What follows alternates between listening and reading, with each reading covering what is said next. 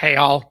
Ron here from Military Images Magazine with a new episode of Life on the Civil War Research Trail.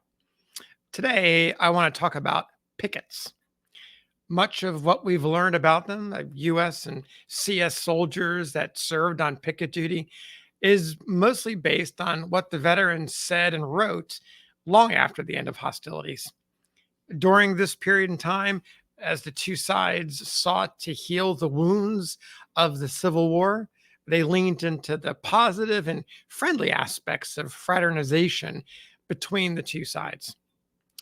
Well, it's usually like that, but there's also a little bit of nuance. If you take a look back at wartime newspapers, you get a slightly more subtle and nuanced views about how that fraternization became part of the communications between both sides. So, I want to share with you three anecdotes that come from wartime newspapers, the Buffalo Commercial, the Soldier's Journal, and the Washington Chronicle. Each of these accounts supports the idea of friendly pickets, but there is some nuance. Two, the first one and the last one, are from the front lines of Petersburg and Richmond, and the last one from Atlanta. So let's go. Here's the first one. Persons must not always suppose that the utmost feeling of bitterness constantly prevails between the two armies now confronting each other. Whenever picket firing is indulged in, the most venomous feeling is apt to pervade on both sides. And if one is imprudent enough to exhibit his head to the other, he is most certainly to get a bullet through it. In front of Richmond, very unlike Petersburg, there is no firing. The pickets, not unfrequently and in different ways, manifest the most cordial feelings for each other. The colored soldiers, that's the black USCT troops, are by no means an exception in advancing or reciprocating this harmonious intercourse. A few days ago, this cordiality was thrillingly illustrated in the vicinity of what is known as the graveyard, not far from Dutch Gap. Between the two lines, there is a considerable quantity of corn, which the Rebs, in their haste, were obliged to leave ungathered. For some time, the Rebs were rather indisposed to allow our men to pluck the excellent ears, and not unfrequently fired upon them and claimed the undisturbed privilege of reaping this entire harvest. By mutual consent, however, foraging parties of both armies were permitted to gather corn without fear of molestation, and more recently, they have been meeting in the field for the same object. On one of these occasions, a hog suddenly appeared from somewhere to the intense gratification of all parties. Both Yanks and Rebs joined in the chase with much animation and, upon the best of terms. The anxiety of the Johnnies to catch the squealer induced one of them to try a shot, the report of which, especially the whizzing of the ball by the head of one of our men, brought to the bluecoats to a defensive attitude, who shouted, "Hello, Johnny, what do you mean?" "I'm not shooting at you," replied the grayback, "but at that other hog." The explanation was satisfactory, and the Johnnies, being the hungriest, captured Porky. So that's one with a little bit of humor. Here's another one, and it's subtitled Friendly Pickets. Here we go. We have often remarked that when the belligerent troops are lying near one another for any length of time, they become quite communicative and friendly. They forget that they are enemies, and a kind of chivalric honor and courtesy are strictly observed during their self appointed truce. If they are compelled to fire during the existence of this self constituted armistice, they fire the first volley in the air so that as to give the others time to get back. The following incident, which happened a week or two ago in front of the 14th Corps of Sherman's army, fully illustrates how sensitive they are on such occasions of their honor.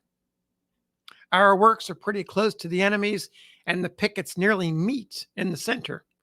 There was no firing along the lines, and it occurred to the poor fellows on both sides that it would be pleasant to get up out of their rifle pits, stretch their cramped limbs, and have a little friendly intercourse with their neighbors. So a sort of ventriloquism conversation ensued from the pits, and all preliminaries being satisfactorily arranged, a regular truce was agreed upon. They jumped up, shook off the dirt, and met in so friendly a way that one have thought they were the best and most loving neighbors in the world. Trade was carried on in a small scale, escapes and adventures recounted, and home friends and scenes warmly discussed. In the midst of the thing, the rebels in the rear called out to their comrades, "Boys, come back. The major is coming." Now, it happened that the major was an old, rusty, crusty customer and had no hand in the truce at all. So, when he came up, he was in a fume and called out, "You come back here, and why the hell don't you fire?" The men came back, but refused to fire on our fellows until they had got to their pits, which set the major in such a boiling rage that he snatched up a gun and popped at one of our men, slightly wounding him. A regular cry of indignation at such a violation of faith was raised by his men, and 5 of them actually walked out of his lines into ours, vowing that they could not, in justice to their honor, serve any longer in an army where honorable treaties were so grossly violated. Their comrades refused to interfere and, evidently, deeply sympathized with their offended dignity. Our boys received them warmly. Even the wounded man joined in the welcome. So that's the second one from front lines ahead of Sherman's army. Now here's the last one, back in the Eastern Theater. No subtitle. Here we go. Skirmishing in front of the extreme left is discontinued. Along the 9th and 10th Corps, it seldom ceases. Here, the propinquity of our lines increases continually.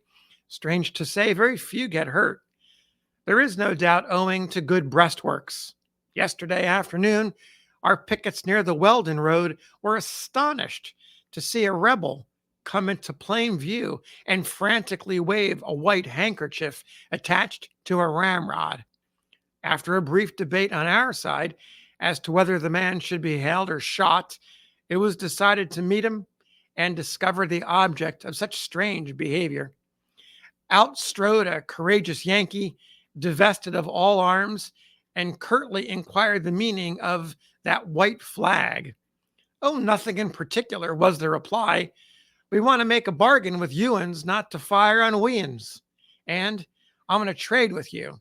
Papers, tobacco, jackknives, anything for coffee, tea, or news from Atlanta."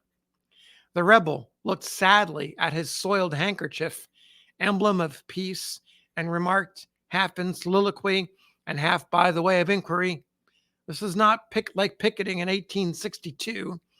Without waiting for a response, the shabby-looking rebel continued in the same pathetic and reflective manner.